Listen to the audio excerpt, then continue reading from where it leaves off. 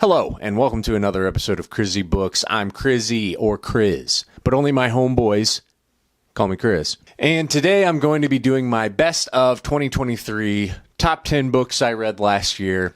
I know it's March. I started this channel in January, which would have been a perfect time to do my top 10 of last year. But, I like to keep people on the edge of their seats. People have been begging me for this content. So, the wait is over. I read 21 books last year, which was a little less than what I wanted to. I think it was somewhere in the range of 30 is what I was trying to do. Didn't quite get there. One of the big reasons that I started this channel was to kind of motivate myself to read more. I enjoy making videos. I like making reviews. I like talking about what I've read. I read a lot of really, really good stuff last year. Read a couple of stinkers. I honestly have some all-timers that I read last year. But hey, enough chit-chat. Let's get to the fucking list, huh? This list is not in any real particular order. I think that probably like my last couple are really, those are the ones that are pretty high on the list, but I enjoyed everything here. At number 10, Never Let Me Go by Katsuo Ishiguro. I debated whether or not to put this on this list because when I finished this book, I wasn't like in love with it. It's a good book, don't get me wrong, and I did enjoy it, but I think I gave it like a 3.5. I wasn't crazy about it, but it has stuck with me since then. Like, this book is burned into my memory. I really enjoyed the story. I really enjoyed the characters. I felt like maybe it meandered a little bit too much, and I think that was my biggest problem with it, but it's a really great book. It really is. People have asked me like, oh, would you recommend it? And it's like, I don't know. Probably not, but it's still really good. I've put it on here because it's just continued on with me in my head. Honestly, more than a lot of the things that I have on this list. This one has stuck with me a lot. At number 9, we have Devolution by Max Brooks. I read 2 Max Brooks books last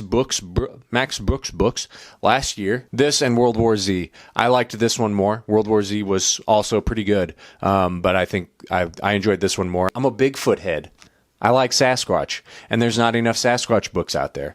Even though this is, more Sasquatch propaganda, pushing the narrative that Sasquatch are violent and man-eaters and killers. But I thought this was pretty good. It's a good little kind of action horror trapped in the woods story. I enjoyed it. At number 8, I have The Hunger by Alma Katsu. This is a retelling, fictionalized version of The Donner Party, with some horror elements added in as if the story wasn't already horrific enough on its own. We have a little added something special on the side with it too. I've been hungry for Westerns.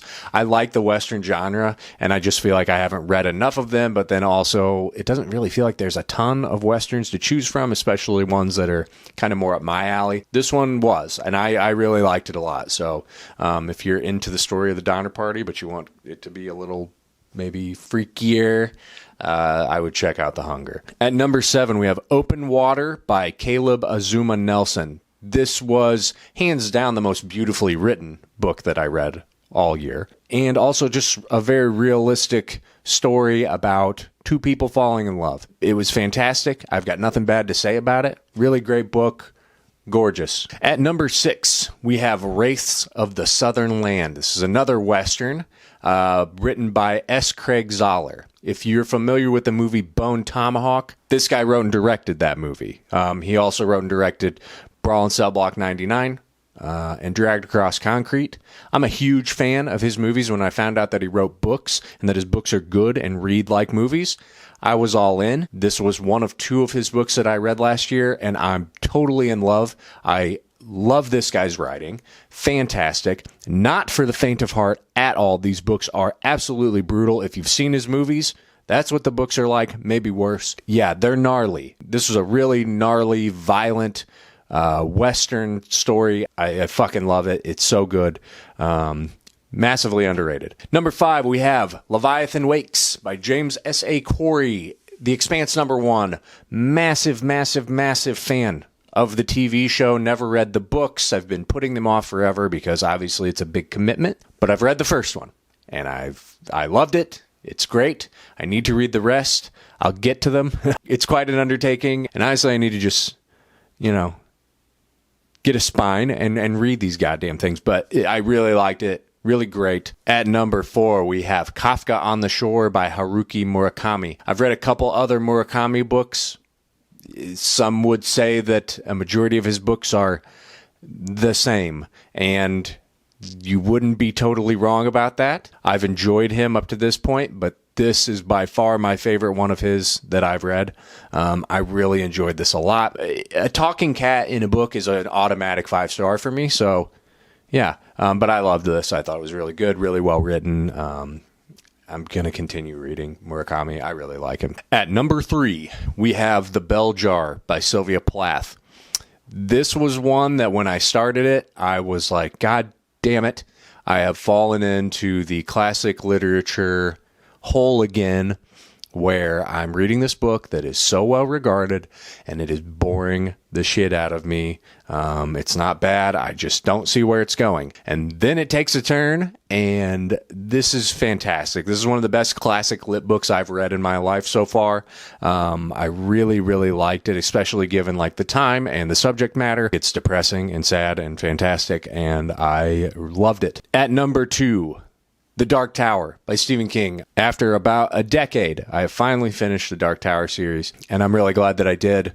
I love this world. I love these characters. I love everything about this series is great. Even though there's some parts that maybe aren't totally for me, there's other parts in there that are going to forever be some of the greatest things I've ever read. And the last book is really, really good. No beats missing, full of action and excitement and anger and sadness and just everything. And to see the story come to an end in the way that it did, I actually really liked the ending. I wasn't upset by it at all. I think it totally makes sense. Just a really great conclusion to a very long series. And at number 1, I know that I said earlier that, you know, the order doesn't really matter, but this was my favorite one from last year. We have A Congregation of Jackals by S. Craig Zahler. Again, this is another super violent, gritty Western. I don't even know what to say.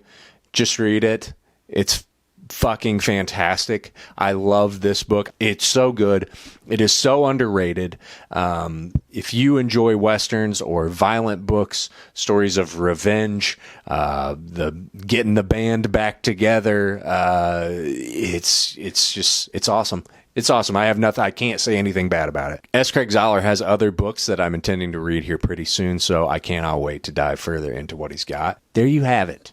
My top 10 books from 2023. It was a pretty good year, full of really great reads, and I had a great time. But what do you think? Is this a good list? Did I pick some good books here? Have you read any of these? Would you recommend anything based on what I've got here? If you know of any good Western books, I know of the classics, Blood Meridian, Lonesome Dove. I know about those.